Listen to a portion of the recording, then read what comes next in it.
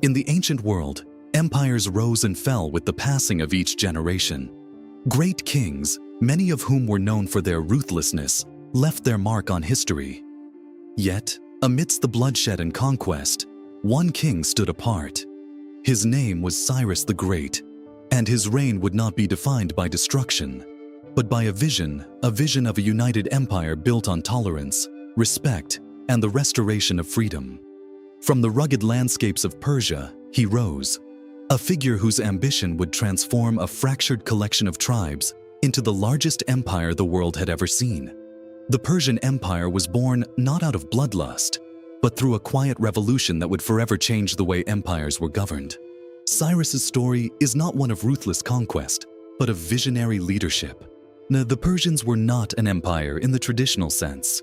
They were a collection of semi-nomadic tribes who lived in the highlands of what is now modern-day Iran. At the time of his birth, the Persians were vassals to more powerful empires like the Assyrians and Babylonians.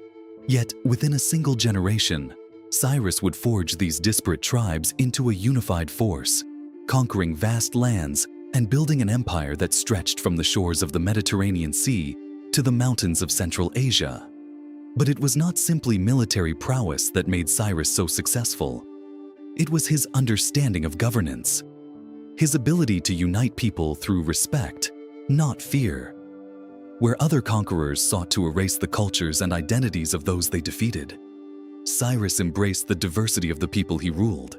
His approach to governance was built on the idea that strength came not from dominance, but from unity through respect. Cyrus didn't impose his beliefs or culture on those he conquered. Instead, he allowed them to maintain their customs, laws, and religions. This policy of tolerance became the foundation of his reign, and it was this foundation that would enable Persia to grow into the largest empire the world had ever seen. Under Cyrus, the Persian Empire became a place where diverse peoples could live together in harmony, a place where freedom and religious expression were not only allowed, but encouraged. Cyrus's most famous conquest came in 539 BCE, when he captured the city of Babylon, the most powerful city in the ancient world. Babylon was a symbol of wealth, culture, and divine favor, its walls considered impenetrable, and its rulers seen as gods on earth.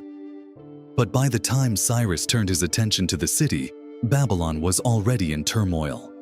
The king, Nabonidus, had alienated the priesthood of Marduk, the Babylonian god, by elevating another deity. Nabonidus spent much of his reign away from the capital, leaving his son Belshazzar in charge. The city was ripe for rebellion, and Cyrus, ever the strategist, saw an opportunity to take control, not through destruction, but through diplomacy. Rather than launching a full-scale assault, Cyrus's forces used clever tactics to enter the city peacefully. The Cyrus Cylinder, an ancient artifact that chronicles the events of Cyrus's conquest, tells the story of how the Persian king was welcomed into Babylon, not as a conqueror, but as a liberator. The people of Babylon, weary of their king's rule, and saw in Cyrus a ruler who would restore peace and order. The Cyrus Cylinder describes how Cyrus returned the sacred idols of Babylonian gods to their rightful places and allowed the displaced peoples, including the Jewish exiles, to return to their homelands. His conquest was marked not by bloodshed, but by a peaceful transition of power.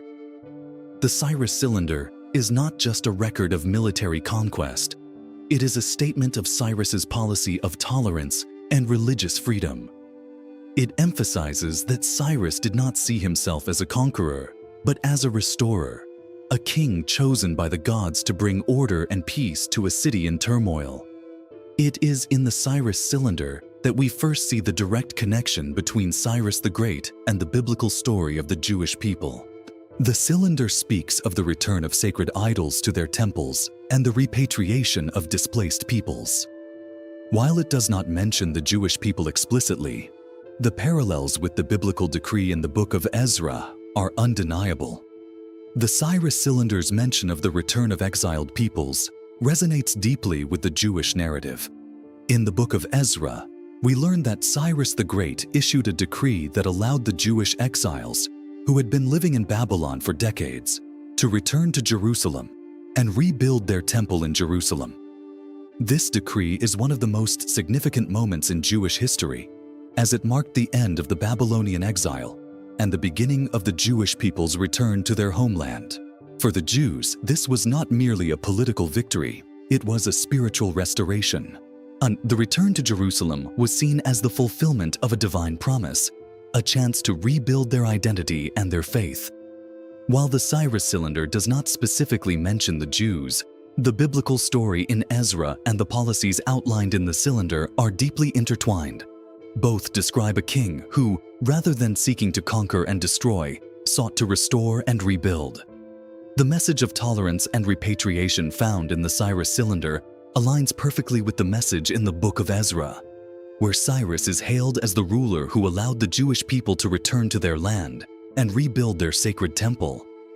For the Jewish people, this moment was nothing short of a miracle, the chance to restore their temple and their place in the world. But what made Cyrus's decree so significant wasn't just the act of returning the exiles.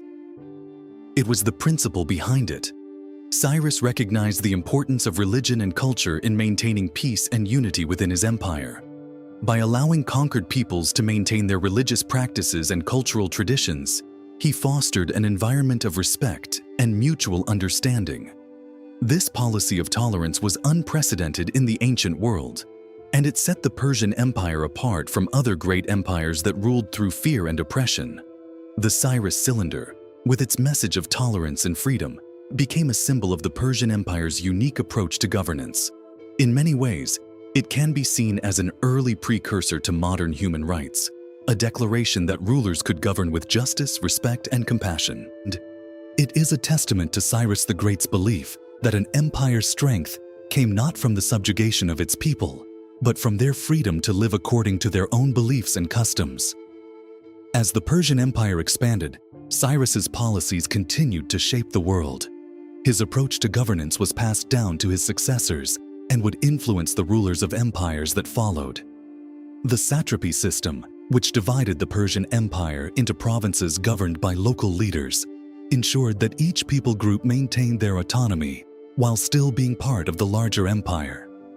This system of governance allowed the Persian Empire to thrive for centuries, a model of tolerance and respect that would inspire future empires like Alexander the Great's and even the Romans.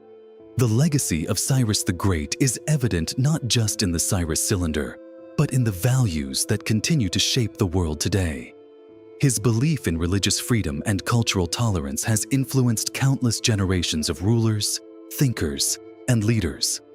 The Cyrus Cylinder has been hailed as the world's first declaration of human rights, a symbol of benevolent rule that transcends time and culture. Even today, the Cyrus Cylinder serves as a reminder of the importance of freedom and respect in governance.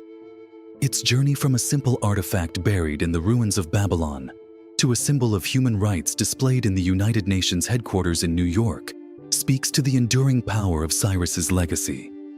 His policies of tolerance, freedom, and restoration continue to resonate in our modern world, reminding us that true strength lies not in domination, but in unity and respect.